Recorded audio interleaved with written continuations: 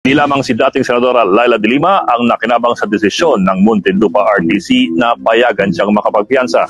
Matapos ang halos 7 taong pagkakabilanggo, pinalaya na rin noong Lunes si Leila de Lima. Pero hindi pa man tapos ang kanyang huling drug case, malaking bagay ang pagpapalaya na ito, hindi lamang kay de Lima, kundi sa kasalukuyang administrasyon ni Grabe. Parang galit si presidente natin Pangulong Bongbong Marcos. Mula nang maupo bilang Pangulo noong 2022, tinatrabaho ng Pangulo na baguhin ang imahe ng pamilya na tinatak ng higit 2 dekadang panunungkulan ng kanyang ama, si Ferdinand Marcos Sr. At tiyempong-tiyempo pa naman ang pagpapalaya kay de Lima, isang araw bago tumulak si Marcos para sa APEC Leaders Summit sa San Francisco. Ayon kay dating Ateneo School of Government Dean Tony Lavinia, siguradong papalakpakan si Marcos sa mga world leaders sa naturang summit. Exactly. Kung if President Marcos has something to do with this, napapanahon na pinalabas ito tapos pupunta siya sa Amerika for APEC Summit. Alam naman natin na for the longest time, nananawagan na ang mga senador ng Amerika na palayain si de Lima, di ba? So hindi natin alam kung ginawa ba itong paglaya ni de Lima na papanahon para pagpunta ni PBBM doon sa Amerika papalakpakan siya. So talagang yung timing nito kakaiba, mga bossing. Sobrang kakaiba yung timing nito. Parang lumalabas na po, mga bossing, na talagang dito sa Pilipinas mga Amerikano na nagpapalakad. Mga Amerikano na talaga nagpapalakad kasi tingnan mo European Union, Amerikano, noon pa gusto nang palayain yung mga yan. Meron naman tayong batas dito sa Pilipinas na dapat sundin, hindi ba? So binabypass nila yun at sinasabi nila na hindi, political persecution yan, palayain yan. So ever since, binabastos na ng mga bansa na yan yung ating justice system sa Pilipinas. True enough, nung nawala si PRRD, nung si PBBM na yung nakaupo, nakita naman natin yung sobrang pagpabor ng gobyerno natin sa mga polisiya ng Amerika. Napakaraming mga projects at talagang natupad na mga pangarap ng mga Amerikano na makakuha nila at makapagposisyon sila dito sa Pilipinas. So ang tanong, part ba ito ng deal? Itong pagpapalaya kay Leila de Lima, part kaya ito ng kanilang mga deal? Si Lavinia rin ang convener ng Free Leila de Lima Committee. Matagal na kasing interesado ang international community sa kaso ni de Lima. Sa isang joint resolution na inilabas ng European Parliament noong pang March 2017 o isang buwan mula nang ipakulong si de Lima, tinawag ng EU na politically motivated ang pagkakulong kay de Lima. Naulit pa ito noong September 2020. Noon pa nila hinihiling na mapalaya si de Lima. So itong European Union pati ang Amerika ay talagang binababo yung ating justice system dito sa Pilipinas. Kasi gusto nilang impluwensyahan at nananawagan sila na ang isang tao na may kaso gusto nilang palayain ng basta-basta. Ng EU na ibasura ang tinawag itong politically motivated charges laban kay de Lima. At higit sa lahat, nagbabala ang EU na suspindihin ang GSP Plus o yung Generalized System of Preferences. Ito yung binibigay ng EU na tariff exemptions para sa mga Philippine exports sa mga European countries. May 6,000 produkto ang maaaring maapektuhan kung tinuloy ito. Nung Lunes, kahit sa Vista kung saan pinayagang makapagpiyansa si... Alam mo, for the longest time, simula pa nung si PRD, tinatakot na si PRD netong European Union, tinatakot na siya ng ICC, tinatakot na siya ng mga senadors na hindi ibaban siya sa Amerika, hindi siya makakapunta. Sabi nga ni PRD nung gumanon yung mga senador, parang, pupunta dyan, pakialam ko dyan. Gumaganon pa si PRD nun. Kita mo, hindi na na-influensyahan si PRD dati. Ang dami pa nilang sinasabi na hindi kami magpapadala sa iyo ng mga ayuda. Anong sabi ni PRD? So, kaya namin to. Ngayon, yung administration, wala. Lahat talaga ng mga gusto ng mga European Union at saka ng Amerika, talagang nakuha nila. Si de Lima, merong mga kinatawan ng mga foreign embassy na nag-attend, kasama na ang EU. Para sa nakaraang administrasyon, walang saysay ang mga ito. Katunayan, kinastigo na dati ni Noy Pangulong Duterte ang mga bumibisitang members of parliament ng EU. Disyembre 2019, naglabas naman ng resolution ang US Senate Foreign Relations Committee. Tinawag nitong prisoner of conscience si De Lima na nabilanggo lamang daw dahil sa kanyang political views. Ang US State Department pinuri ang desisyon ng korte at tinawag na politically motivated ang mga kaso laban kay De Lima. Ang Canadian government din kinatuwa ang mga pangyayari. Para kay dating Presidential Political Advisor Ronald Llamas na kaibigan din ni De Lima, ang makikinabang sa lahat ng ito ay si Pangulong Marcos. Sa pahayag niya sa programa, Ayan na. So, yun yung nakikita niyo yung trend. Kaya kailangan talaga magsalita mismo si Pangulong Marcos tungkol dito kasi ina-associate na talaga ng mga dilaw yung sarili nila kay Marcos. Na parang itong paglaya ni Leila de Lima ang makikinabang, ikaw hindi. Sa totoo lang, ang daming galit, nagagalit na nga yung mga tao eh. Totoo lang, ito si de Lima, kung madaming nagmamahal dito, di sana nanalo to nung eleksyon. Hindi nanalo nung eleksyon to, ibig sabihin wala namang may gusto talaga dyan.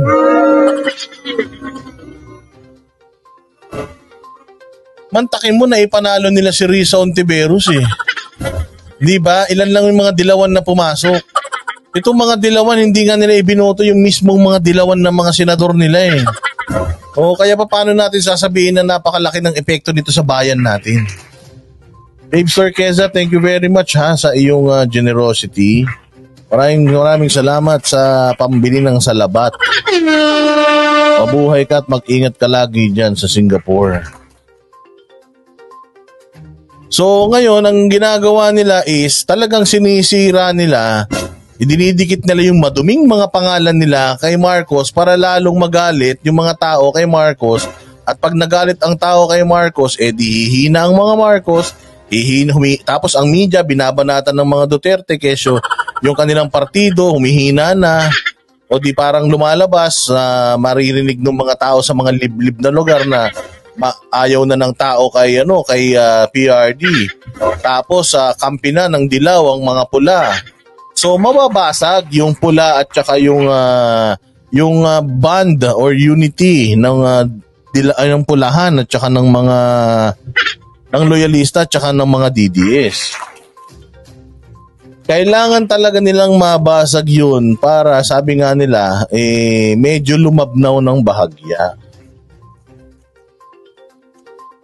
Programang Storycon ng One News, sinabi ni Llamas na kahit walang imik ang Marcos administration sa kaso ni De Lima, theoretically, legally, wala namang pakialam yung presidente dito. Yung benefit nito ay siya yung makikilabang. Ibig sabihin ay iisipin ng mga iba ay hindi niya ginamit yung... Ayan ba yung nagpapakalat na tumatawag daw kami ng people power? Fake news to kung kung sinasabi niya na never kami nagpatawag ng people power, ayaw nga namin yan. Kanyang persuasion sa Department of Justice, hindi niya pinilit yung mga testigo. He did not lean on this case. Exactly. So, hindi niya, ano ba another word? Ang sinasabi nila, si BBM daw, hindi inimpluwensyahan. So, ang sinasabi nitong tatlong itlog na to, na si PRD inimpluwensyahan yung korte. Napakalabo.